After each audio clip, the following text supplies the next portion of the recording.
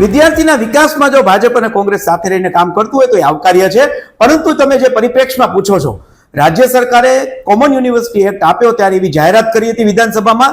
અમે આ વખતે એવો એક્ટ લઈને આવ્યા છે કે જેની અંદર હવે પછીની નિમણૂકો સિનિયોરિટીના ધોરણે જે લોકો અનુભવી હશે એની નિયુક્તિ થશે. આ ડીનની યાદી જે અત્યારે બહાર પડી છે એમાં તમે જોઈ શકો છો, આર્ટ્સમાં નૈનાબેન અંટાળા હોય કે કોમર્સની અંદર આપણા પ્રિન્સિપાલ હોય કે સાયન્સની અંદર યુનિવર્સિટીના પ્રોફેસર હોય કે એજ્યુકેશનની અંદર મારી નિયુક્તિ થઈ હોય, આ બધી નિયુક્તિ જૂના અનુભવને ધ્યાને રાખીને સિનિયોરિટીમાં જેનો વારો આવતો હતો એની થઈ છે.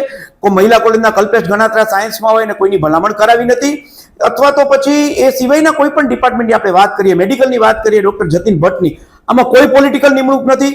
માત્ર ને માત્ર સિનિયોરિટીના આધારે જે લોકો પ્રિન્સિપાલ તરીકે ચાર્જમાં હતા એની સિનિયોરિટી ગણીને નિયુક્તિ કરવામાં આવી છે.